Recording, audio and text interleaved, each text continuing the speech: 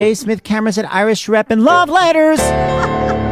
Still got it. I love that. How to make it work somehow. Thanks, J. Smith Cameron. So first of all, like F. Murray Abraham, I'm always so thrown when someone's first name is an initial. What do you go by, dear? J. You do go by J? Does F. Murray Abraham go by F? Sometimes he goes by F. Murray. No joke. F. Murray? Yeah, F. Murray. That's really bold. No, a J is just, it's kind of, sounds like it's Jay. Like it sounds like a name. Granted, that's not usually a girl's name, but why Jay not can be a name. What is your full name? I don't know why. I started going by my initial. The Cameron was added later. I was Jeannie Smith when I was in high school. Mm-hmm. And then I went off to college and I remember signing in for an audition as J. Smith.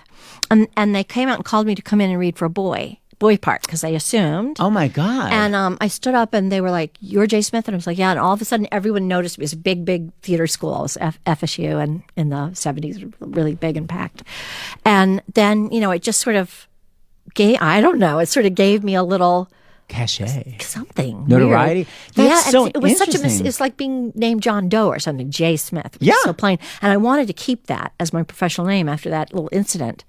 But the unions won't let you be initial Smith because Smith is such a common name that anyone whose name begins with J, whose last name is Smith or Smith something, we'd be getting each other's checks and bills and this and that. And so I don't think they can legally prevent you, but they discourage it.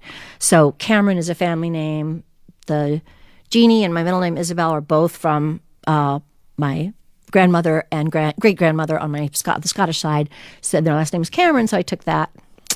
Oh my God, that's so interesting. It's like, name. Because Nathan Lane's real name is Joe Lane. You know that, right? Do you know that? I think I did know that. He was doing the same thing? Same thing. He joined the union. There was another Joe Lane. It's not quite, and he was doing, not on Broadway, but he was doing Guys and Dolls playing Nathan Detroit. So he was like, I guess I'll just keep the Nathan. I remember seeing him in a comedy duo act. Oh, wow. Yes, when I first came to New York, like in little clubs. Oh, wow. Back in the early 80s? And he seemed And he seemed really grumpy.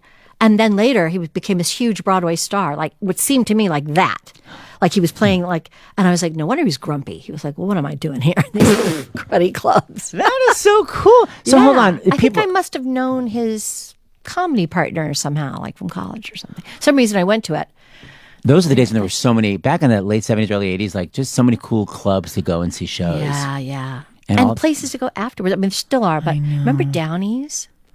I remember that as a fabric softener, dear. That's still around, that fabric softener. But the Downey's was right on 45th, I think it was 45th or 44th maybe. And it was like a hangout? It was a swanky theater bar. And they had these beautiful black and white photographs at every booth of, stars in the past in their Broadway dressing rooms. What? I totally don't remember that. Well, why don't you remember that? It's I guess, cool. maybe I'm hopefully, I'm just going to brag and say I'm too young. That's what I'm praying to God I am. So hold on, people are listening going wait, why do I know that voice? It's because J. Smith Cameron is from Succession, where you're sort of that's the writing, is that sort of everyone's a horrible person, but there are different levels of horrible. And I guess you're one of the lesser horrible people. I don't know, Seth. Thank you.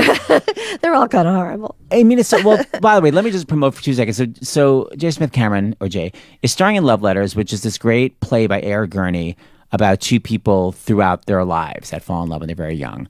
And you're starring opposite Victor Garber. I feel you. But I'm obsessed. You didn't even realize that you did Let Me a Tenor with him. I did for one whole year of my life. So you were the girlfriend? Yeah. Oh, what a great show. Oh, I know. It was great. It was hard to be in it for a full year, but it was Why? great. Because it's so energetic? Yeah, it was, ultimately a silly play. It was directed very tightly and it was superbly cast and, beautiful design. And it was really fun and fizzy. But it wasn't like there was a lot of substance to dig. But isn't it more easy to do a fizzy play for a year than to do something? Who the hell wants to do Medea for a year? Farce is only funny if you are desperately needy for whatever it is. It's not funny if you're just making faces. You have to be really open the door. It's everybody gotta has be a want. Desperate. Yeah, so it's a lot of energy. I'm talking to you and everybody in any musical. Trumps that, but no, that's interesting. Actually, I did Let Me a Tenor. I was the I was the bellhop, directed by, because Jerry Zaks did yours, and I was with his basically his protege, but I know Jerry is very literal. So wait, were you in the original cast or were you a replacement? Yeah, it was original cast. So I know Jerry's big thing is never ever speak to any other actor about anything whatsoever. Was he like that? Oh yes, he didn't want us kibitzing. Well, basically, more than kibitzing, he didn't want. As far as I know, it's not like, hey, when I exit, I kind of bump into you, so I'm going to be a little bit more downstage. He doesn't want anything kind of figured out. No bargaining. No bargaining, no anything. Everything Right. goes through him, right?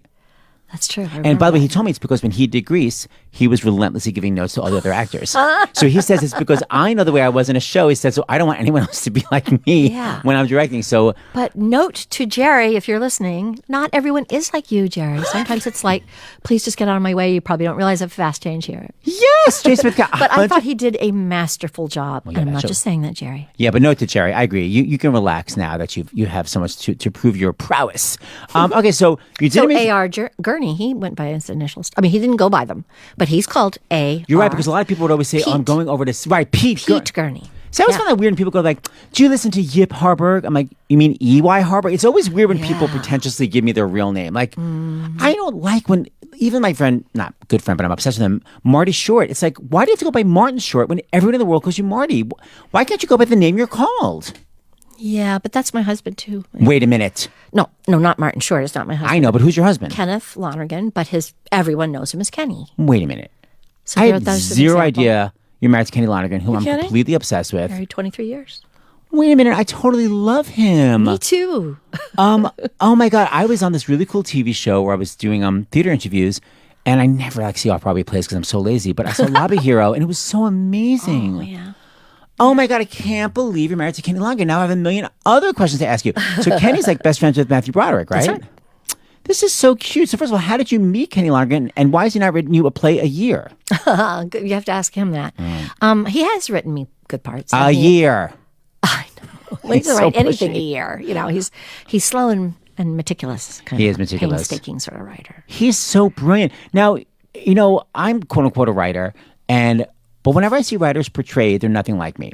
So I'm always like, maybe I'm a bad writer. Meaning, every time I see writers, it's like, you know, just like George Seurat, like these artists, like they're in their own world and don't disturb them for 7 hours at a time. Like, is Kenny like that at home? Like when he's writing, don't say a word. A little bit. Okay, I'm a bad writer then. That's what it is. No, I no, get I it. don't think you're a bad writer. No, I think he just, you know, I think when I think about, like, I like the idea of writing too, and I've written a few little things in my life, but By the way, you're so downplaying it. It's such a No, female no, style. Like, I'm not good. No, don't. no, I didn't say that. Okay, well, you did. Your shoulder went up. You Well, I backed meant off body I didn't language. want to imply I'd written a whole script or anything like that, but I've written a short story and some essays, you know, and some little articles and stuff. Anyway, Kenny, I just find like compared to being a performer, like being a writer is so lonely. It is. It is. And and so disciplined to get up and make yourself right. So I think like if you have to concentrate and you have to be on your own, I could see how some people have to be like, please don't interrupt me. Please, you know, shut the door if you're going to run the television or whatever, you know.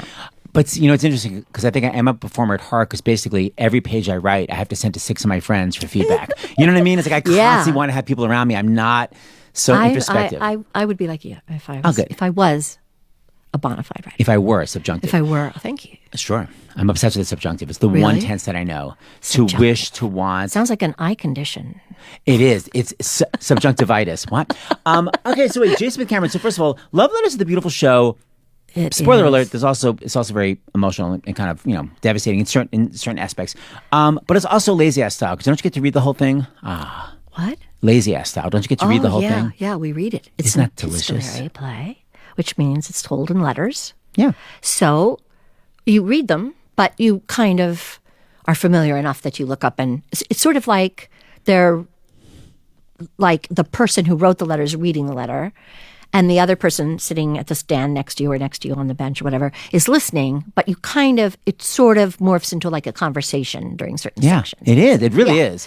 Who So did I even see though it it's with? through letters technically, it's Maybe I saw very it- sweet. Oh I my saw it with somebody. It's so beautiful. It really is beautiful. But I guess the reason I was asking you, have you ever thought about just being like, I'm going to memorize the whole thing and only have blank pages in front of me? No. Okay, good. It's too risky. Oh no. Don't do it, dear. Oh, Seth, how little you know me. Well, I mean, Succession, you had to memorize that shit. Yeah, that was hard because I had all the exposition, you know. Oh, so and so called. Yeah, and what laws we were breaking, and I had that for when I did Law and Order. Always the guest stars has the, you have to like give all this information. She was seen in and carrying, my friend Anna guest star, always carrying a file. You're always carrying 2 files and talking. That's right. So with your lines written in them. I was mature. I memorized my one episode. Mature, huh? Okay, so wait, J. Smith Cameron. So I have just a couple questions about Succession because we're all obsessed. So I guess first of all, how much did you know in advance what was going to happen? Very little. You know what? What? Let me talk about the writers' room because that's one of the things that we are that the WGA is striking for. Yes. And by the way, FYI, actors are allowed to talk about it if they want to talk about it. They can't be told by a producer. But I do want to talk about Writers Guild because I'm in the Writers Guild. Go. Yes. So Jesse Armstrong is a huge, wonderful spokesperson for defending the writers' room because in that show, that nameless show that we were just talking about, yes. They spent 6 months in a writers' room thinking what the season would be, breaking it down, talking about it. So there weren't AI helping. No, wasn't was it the whole the new thing they're trying to do? Like you're just really interns. Like any of that chicanery. I think they were paid like writers and like creators, and and they worked really hard. And then they would often wrote their scripts, and then I think they still sometimes. I mean, Jesse would do a pass then, of course, and then I think maybe they also sometimes were asked to like somebody like who has an idea for this line, or they were very collaborative, and with us actors as well. Like sometimes we would always get to do a take where we improv'd, sometimes more than one take, and they used them, or turn up later, like the whole thing between me and Kieran. You have to say that. Me and Kieran, that's correct grammar, right? Oh, yes. The whole thing. Yes. It's fine. The only thing I don't know. You only say I if it's the subject, right? But I don't know if you're supposed to say the whole thing between Kieran and me, or me and Kieran, or if that doesn't matter. But it definitely is not. Yeah, that's a question. It's never been answered. That's a question for Kenny because he's actually a good writer, not me. Okay, keep going. Kieran. So Kieran and I were we finished the scene and they kept the camera rolling. We started kind of flirting, like jokey flirting, and we used to do that on the set all the time. We've been friends forever. He's been in Kenny's plays, and I've just known him as his little brother Rory, and and that set of people for a long time. So we would kind of and they were laughing at us in the, video village, like watching from afar. And the next thing I know, we come back. That was the last episode of season 1.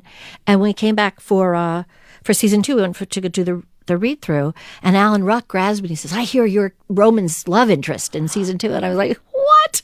I mean, they hadn't told me anything about it. That is amazing. And it came because you guys, so wait, I love that. I have 2 stories that are going to relate. So my first thing I want to just say about writers, because I'm looking over your credits and I'm going, oh my God, she's done so many TV shows. And there's no possible way you would have known that the one we just mentioned would become this worldwide sensation. So I guess my question is, my answer would like to be, is it really because of the writing? Because obviously your acting was amazing and everything. Don't you think it's the writing that then moves it to the next level that makes it a worldwide sensation? Yes, I do. And also, though, that they cast it so artfully, and they cast perfectly inventive actors specifically. Like they weren't into typecasting at all. Like they would, I don't know how they knew, but they ended up getting these really inventive, funny, actors. And I think even before it was a bona fide hit, I thought it might be because I thought it was so excellent. I thought it was on a different level. So it's everything. It's casting, which a lot of people don't really realize how important that is. Yeah. And there are those casting awards, the Artios. And it's also the writing. And that's why, just P.S., shows can't write themselves. That's why the writers are on strike, because the writers know best what they need. And for someone else to go, no, you actually don't, it's just cut. It's like, yes, and SAG is striking too. Of course, SAG after. I'm a member of that too. Striking, and we know what we need, right? And none of these shows would be anything without the creative element. It's bad. They have it backwards. Like they should be really compensating us for our worth and giving us what we need and keeping us happy and keeping us healthy. And I don't just say that for jobs like that show we're talking about. I'm not really meant to be talking about, but for the Law and Order actors, which I was my whole career, a theater actor who hoped they would get, an episode, because that's like getting a check from your rich uncle. Yes, I still get residuals. I didn't have one, so I had to do Law and Order. So, and residuals. And now with streaming, they have to rethink the algorithm, and that's really basically things change. It has changed, and inflation. They haven't acknowledged No, and there's this inflation. myth. Even my trainer was like, well, how are they going to get extra money when nothing's making money? And I'm like, that is this weird myth that was invented. Like, how is everyone on top being paid so much money if there's, quote unquote, no money? It's such a lie. Yeah, it's got to be a lie. I know. Okay, so I have my comedic version, weirdly, to tell you this story because it relates to everything we just talked about, Jerry Zaks and inappropriate flirting. So my friend Wesley Taylor was in the Addams Family, and there was a director that they wound up not using. But this is when the show was out of town. The director was still there. Wesley played this the son of the boyfriend of Wednesday Addams, and Bebe Neuwirth was the mom. So anyway, they're doing this big dinner scene, and Wesley, just to be an idiot, starts flirting with Bebe Neuwirth, a la you and Kira, Well, who during the could blame show. Who could blame him? But then I would flirt with Bebe Neuwirth if I was in a funny, part of course, just stunning. But really, it's just funny. just to F around on stage. And he knew he shouldn't have done it, but he's like, oh, whatever. So flirting with Bebe Neuwirth. Cut to, they fired that director. The new director comes in, Jerry Zaks. Jerry Zaks sits him down and says, because he's maybe recast, he goes, I watched your show last night. Were you flirting with Bebe Neuwirth? He could tell in the performance? Yes. It was Oh, that that's obvious. different, I think. So Wesley has an option. He goes, either I say, yeah, I was trying to make her laugh, or yeah, I thought it was a character choice. And literally he was like, which one's going to get me fired less? I'm a terrible actor or I'm an unprofessional actor.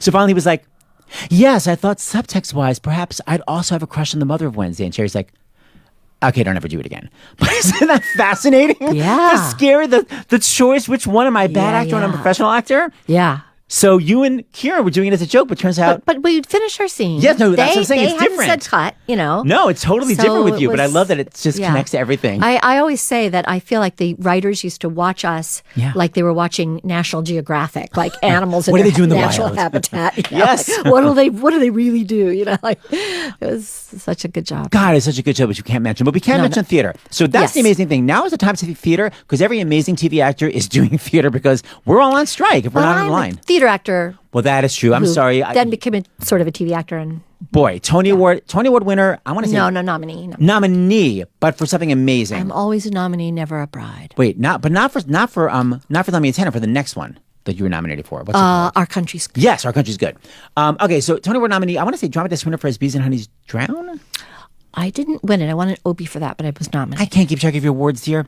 The point is, Neither can I. starring opposite Victor Garber, one of the funniest men, one of the nicest men, in this brilliant, moving, and hilarious play, Love Letters. It's at Irish Rep. To see these two stars, you're an inch away from them. It's like the way Off-Broadway used to be, back in the 80s. Just big stars and you're an inch away from them. So you can get information. Just please look up Irish Rep. And Jeannie Cameron, great seeing you. Thank you, Seth. Applause.